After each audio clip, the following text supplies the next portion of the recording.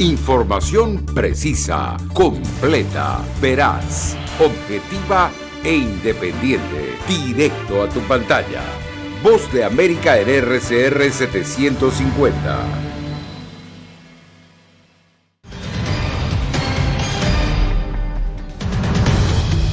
Se debilitan las posibilidades de un acuerdo diplomático con Rusia por el incremento de presencia militar en Europa Oriental. Dramáticos rescates emprenden autoridades estadounidenses para salvar a migrantes que arriesgan su vida en la frontera sur. Además, 400 camioneros bloquean el principal puente comercial entre Estados Unidos y Canadá en protesta por restricciones del COVID-19. Y el aporte de los hispanos a Estados Unidos será retratado en el Museo Nacional del Latino Estadounidense.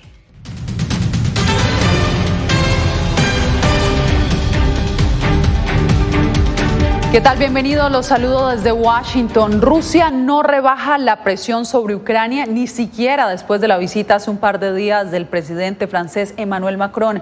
La comunidad internacional continúa expectante ante la posibilidad de una invasión, a pesar de que Rusia ha dicho que esto no sucederá. Desde Moscú, nuestro corresponsal Ricardo Marquina nos preparó el siguiente reporte. Rusia no rebaja la presión militar sobre la vecina Ucrania con ese despliegue en el este de aquel país, también en el norte con la vecina Bielorrusia y en el sur, en la anexionada península de Crimea. Poco después de la visita de Emmanuel Macron aquí a Moscú, el Kremlin se apresuró a asegurar que no habían llegado a ningún acuerdo con Francia para iniciar una desescalada. Es más, el portavoz de Vladimir Putin, Dmitry Peskov, fue categórico. Esa información, dijo, es simple y llanamente falsa, y es que Rusia no considera a Francia y a Emmanuel Macron como un interlocutor válido para hablar de desescalada en nombre de la OTAN. Esto podría darnos una señal de qué es lo que planea Vladimir Putin, que podría pasar por arrinconar a la Unión Europea de un posible diálogo sobre el tema ucraniano y centrarse tan solo en un hipotético diálogo con Estados Unidos. Ricardo Marquina, desde Moscú, para La Voz de América. La posibilidad de un avance significativo de la diplomacia frente a esta crisis se debilita con la movilización a gran escala de más equipo y personal militar en Europa Oriental. Hoy hablaron vía telefónica los presidentes de Estados Unidos y Francia. Celia Mendoza, ¿qué detalles se conocen de esta llamada? Hasta el momento sabemos que se enfocaron en las visitas de Macron a Kiev y Moscú y lo que dijo durante estas. Al mismo tiempo entraron en más detalle acerca de temas fundamentales para ambos países, los esfuerzos que se han llevado a cabo para fortalecer la diplomacia en una solución en torno a la situación de Ucrania, y otro de los temas es la disuasión. Esto significa todo el trabajo que han hecho para tratar de enviar más tropas, todos estos al frente oriental de la OTAN. Aumenta la perspectiva de una posible guerra en torno a Ucrania con la movilización a Bielorrusia en las últimas horas de un sistema de misiles S-400, parte de los ejercicios conjuntos que adelantan según las Fuerzas Armadas rusas. Mientras los soldados estadounidenses destacados en Alemania ya empiezan a llegar a Rumania, explicó el coronel Joe Ewers. Juntos le daremos seguridad a nuestros aliados, disuadiremos a nuestros adversarios y estaremos listos para defender la alianza de la OTAN. La ausencia de una solución a la actual crisis, la presencia de más de 100.000 soldados rusos en la frontera con Ucrania y la negativa del Kremlin a reducir su presencia llevaron a la Unión Europea y Estados Unidos a pedirle a Japón ayuda para una posible interrupción del suministro de gas desde Rusia. Dada la grave situación de escasez de gas en Europa, lo veníamos considerando seriamente. Sin embargo, a pedido del embajador, decidimos cooperar con esta solicitud bajo la premisa de que se garantice un suministro estable para Japón. Rusia, que movilizó 6 buques de guerra del Mediterráneo al Mar Negro, ha negado cualquier intención de llevar a cabo una invasión a Ucrania, mientras denuncia la presencia de los miembros de la OTAN en Europa Oriental e insiste en tener serias preocupaciones de seguridad. Esa será la agenda durante la visita la próxima semana del canciller alemán Olaf Scholz a Moscú y a Kiev. Tenemos que prepararnos intensamente para poder actuar si se produce una agresión militar, y le dejamos muy claro a Rusia colectivamente que si ocurre una agresión, eso tendría graves consecuencias. Y Y otros países han expresado su preocupación. El presidente de Lituania aseguró que estaría hablando con los Estados Unidos para pedir que los soldados que han llegado a la zona para reforzar la OTAN se queden allí permanentemente. Mientras tanto, el Papa Francisco hizo un llamado al diálogo y aseguró que una guerra sería simplemente algo loco. Yasmín. Aracelia Mendoza desde Naciones Unidas, muchas gracias. Y cambiamos de información porque una serie de desencuentros en las filas republicanas amenazan la unidad que necesitaría ese partido este año para recuperar la mayoría en el Senado. La toma violenta del Congreso en el 2020 y también el expresidente Trump están en el centro de la discordia. ¿De qué se trata, Jorge Agobián? Yasmín, no solo los demócratas en el Congreso están divididos en algunos temas, los republicanos también muestran claros desacuerdos y aunque entre un partido y el otro los temas son diferentes, en el caso del partido opositor, todo se centra en las investigaciones al expresidente Donald Trump y su posible participación y responsabilidad en la toma violenta del Congreso en el año 2020. Ahora, ¿por qué es tan importante que los dos partidos muestren al electorado una imagen de unidad? Pues la respuesta es que en noviembre el electorado decidirá qué partido en Estados Unidos ostentará las mayorías en las dos cámaras del Congreso.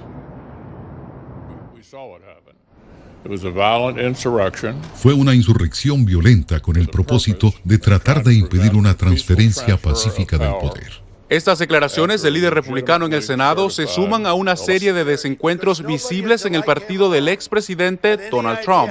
Las críticas de McConnell se suman a las reacciones de otros líderes. Después de que el Comité Nacional Republicano denominara la toma del Capitolio el 6 de enero de 2020 como un discurso político legítimo y censurara a 2 legisladores por integrar la comisión legislativa que investiga el asalto al Capitolio. El problema es si el Comité Nacional Republicano debería o no señalar a los miembros de nuestro partido que tengan puntos de vista diferentes a los de la mayoría.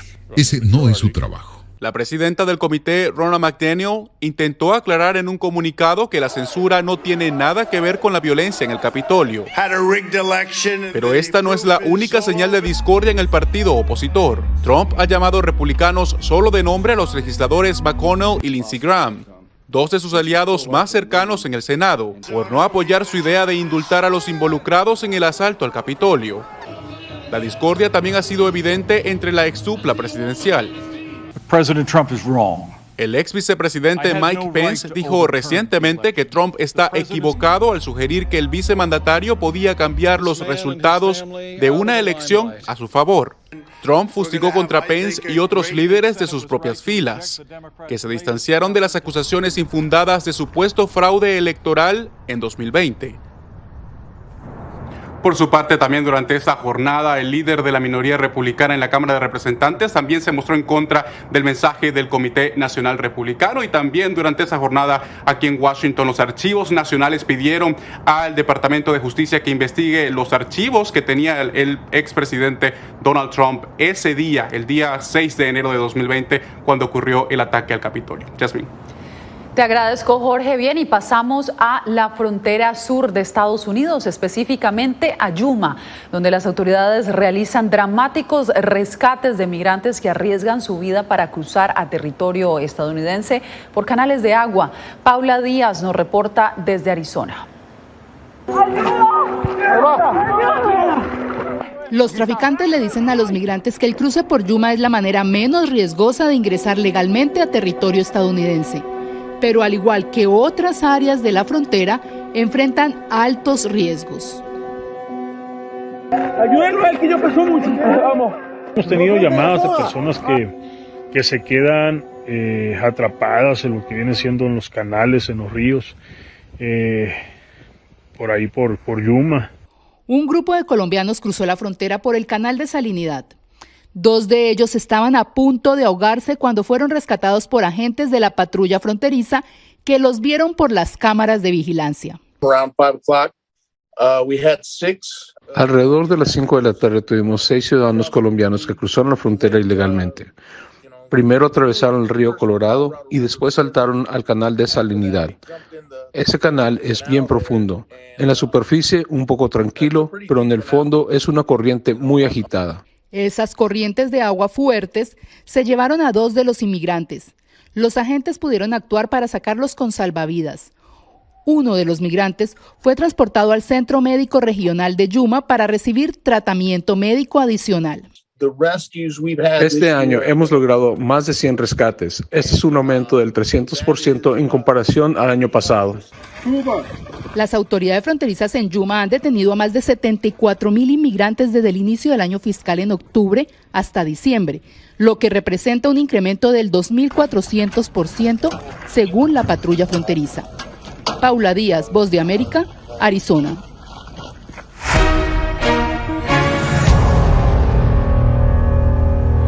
Una masiva protesta en contra de las restricciones sanitarias por el coronavirus se registró este miércoles en la frontera entre Estados Unidos y Canadá.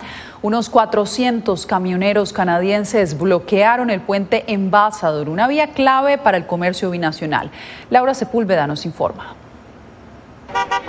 Camioneros molestos por las restricciones sanitarias impuestas por las autoridades para enfrentar la variante Omicron del coronavirus lograron bloquear un puente en la frontera entre Estados Unidos y Canadá, clave para el comercio binacional.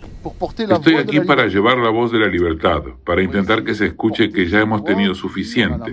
Queremos volver a nuestras vidas anteriores, que estaban exentas de segregación, y eso significa que podíamos ir a donde quisiéramos, con o sin vacunas. Más de 400 camiones protagonizan este bloqueo desde la noche del martes en el puente que comunica la ciudad canadiense de Windsor con la estadounidense Detroit, un cruce clave entre los dos países. Mientras tanto, Nueva York se suma a la lista de 5 estados estadounidenses que revocan la obligatoriedad del uso de mascarillas. Así lo anunció su gobernadora.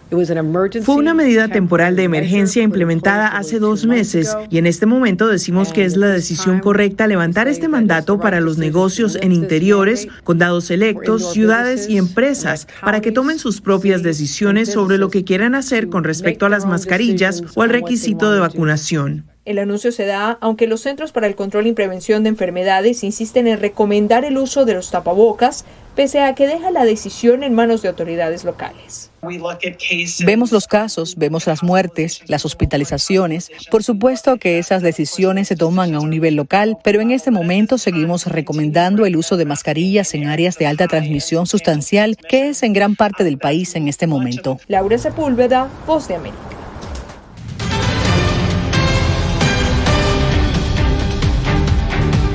El Museo Nacional del Latino Estadounidense es un proyecto que busca contar la historia de esta comunidad y su aporte en este país. José Pernalete conversó con José Zamanillo, recién nombrado director de este museo que tendrá sede en Washington. Un lugar donde la historia del hispano de Estados Unidos será contada. La construcción del Museo Nacional del Latino Estadounidense podría comenzar en 5 años en Washington. Seleccionar el sitio es lo más importante. Cómo va a lucir el edificio, los arquitectos, los ingenieros, los diseñadores que te ayudan a decidir cómo luce y qué tamaño es el edificio.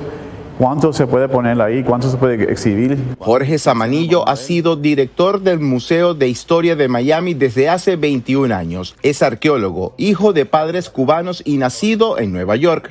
Nos contó que su designación entra en vigor en mayo. Estima que el museo que va a dirigir podrá abrir sus puertas al público en 10 años. Tenemos que hacer investigaciones con muchas comunidades por todos los Estados Unidos, que son las comunidades latinas, para averiguar cuáles son las historias, qué es lo que queremos contar en este museo. Porque es venezolano, cubano, argentino, mexicano, puertorriqueño, todos somos latinos, pero somos diferentes. El proyecto de este museo fue establecido por el Congreso de Estados Unidos en diciembre de 2020. El propósito es iluminar las contribuciones artísticas, históricas y culturales de los latinos en la nación. La sede del museo tendrá un costo entre 600 y 700 millones de dólares. La mitad de esta inversión corresponde a fondos federales. El resto estará a cargo de contribuciones privadas y recaudaciones. José Pernalete, Voz de América, Miami. California empezó el 2022 con un incremento del salario mínimo a $15 por hora, el más alto en todo Estados Unidos. Pero la ciudad de Los Ángeles anunció un aumento aún superior con el fin de ayudar a cientos de miles de trabajadores. Verónica Villafañe nos da los pormenores. En California, por ley, empleados en sectores de bajos ingresos recibieron el 2022 con un aumento del salario mínimo a $15 por hora. Pero a partir del 1 de julio, el sueldo mínimo para quienes trabajan en la ciudad de Los Ángeles subirá a $16.04 la hora. Se estima que ayudará a 600.000 angelinos. La mayoría son inmigrantes que van a beneficiarse. Víctor Narro es director de proyectos del Centro Laboral de la Universidad de California, Los Ángeles. $16 ahora, desde mi punto de vista, no es suficiente. Tenemos que subirlo hasta mejor $20 ahora. El alza surge de una ordenanza implementada en el 2015 que vincula aumentos del sueldo mínimo al índice de precios al consumidor. Pero Narro afirma que eso no alcanza para cubrir el alto costo de vida en California, ni en el resto del país, algo que el alcalde Eric Garcetti reconoció en un comunicado y redes sociales. Nuestra lucha por mejores salarios está lejos de terminar. California actualmente tiene el sueldo mínimo más alto en el país. En contraste, Nueva York es $13.20, en Florida 10 y en Texas 7.25 que también es el mínimo federal. Trabajador no te va a trabajar 2 o 3 trabajos, 2 o 3 puestos para mantener una calidad de vida. Actualmente hay una iniciativa electoral en California para aumentar el salario mínimo estatal a $18 la hora, que podría llegar a los votantes en noviembre. Verónica Villafañe, Voz de América, Los Ángeles. El Departamento de Justicia de Estados Unidos incautó $3.600 millones en criptomonedas y detuvo a 2 personas relacionadas con el acceso ilegal a computadoras de la casa de cambio Bitfinex en el 2016. El operativo, catalogado como el más cuantioso emprendido por este ente gubernamental, se llevó a cabo en Nueva York y a los arrestados se les acusa de conspirar para lavar bitcoins robados por valor de miles de millones de dólares.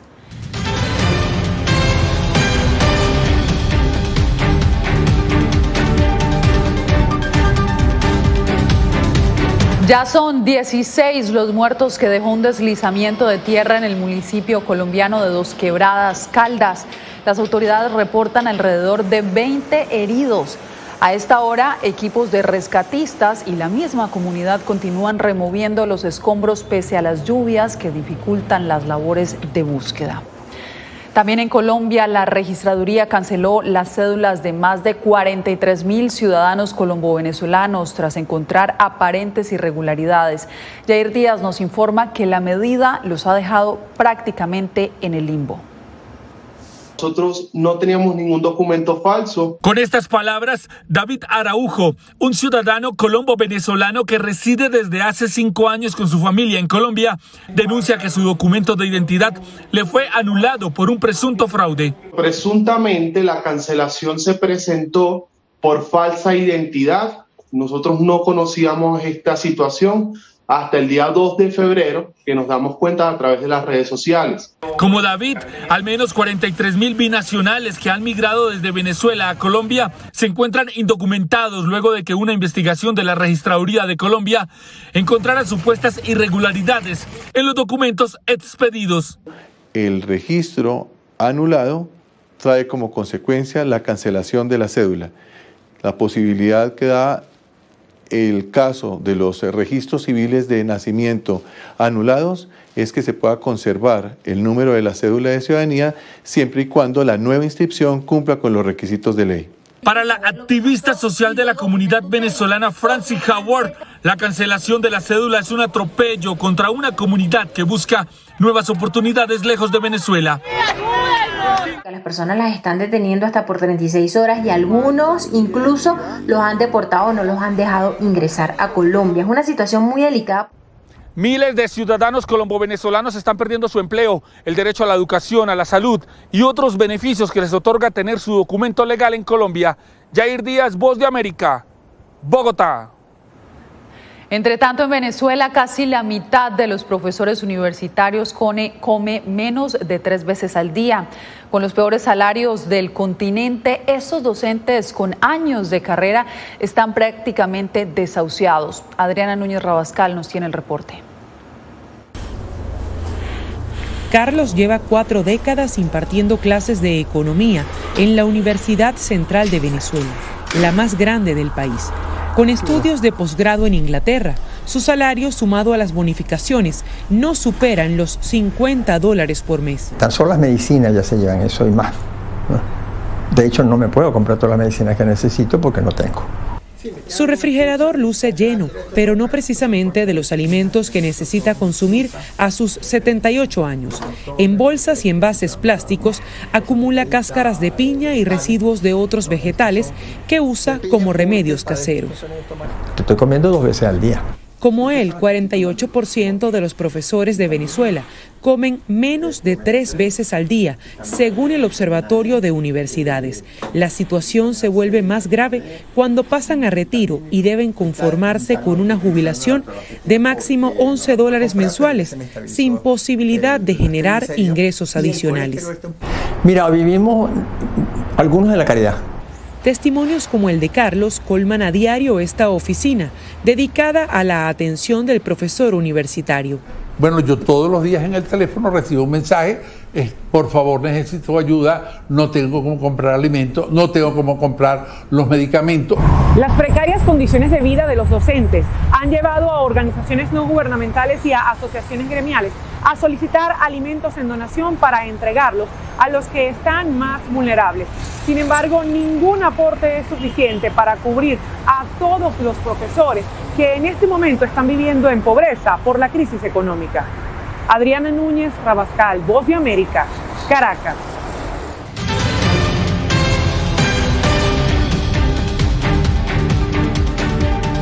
$200 familias del Pacífico colombiano han convertido su ecosistema en una oferta turística que genera dividendos para la comunidad.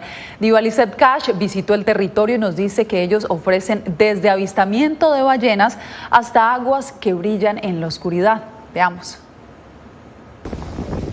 Mangaña, Miramar, La Sierpe y La Plata conforman un pulmón vegetal del Pacífico colombiano, por lo que sus pobladores, alrededor de 200 familias, se organizaron en una empresa turística comunitaria para ofrecer al mundo las maravillas de su territorio. Es un turismo que de una u otra manera involucra las prácticas ancestrales de la comunidad malagueña, del grupo étnico negro o afrocolombiano que habita este territorio. Con paquetes turísticos desde los $300 se puede conocer a las ballenas jorobadas, maravillarse con la diversidad de la fauna y flora, degustar la piangua, un molusco considerado el oro negro del Pacífico, y hasta adentrarse en manglares en medio de la oscuridad para nadar entre el luminoso plancton. Todo convertido en una experiencia ancestral como en la cascada La Sierpe. Es una cascada que tiene aproximadamente 50 metros de altura, donde los pacientes pueden meterse allí y esa agua le puede caer y eso le sirve mucho para purificar su cuerpo. Con 38.000 hectáreas, La Plata es uno de los lugares de mayor precipitación de lluvias en el mundo. Recibe cerca de 8.000 milímetros de agua al año. En las 137.000 millas náuticas de Bahía Málaga, la naturaleza es la base fundamental para el goce, pero también para el desarrollo sostenible, por lo que a través de sus atractivos, las comunidades impregnan su etnia y cultura para mostrarse al mundo. Diva Lizeth Cash, Voz de América, Buenaventura, Colombia. Y en Hong Kong muchos se están apresurando para lograr un corte de cabello antes de que entren en vigor las nuevas restricciones para responder al más reciente repunte de casos impulsados por la variante Omicron. La medida ha provocado que muchas personas aguanten hacer largas filas con tal de poder tener un look fresco, aunque esto tenga que ser express. El gobierno anunció las restricciones de distanciamiento social más estrictas hasta el momento. Con esto nos despedimos. Radio Caracas Radio presentó Voz de América.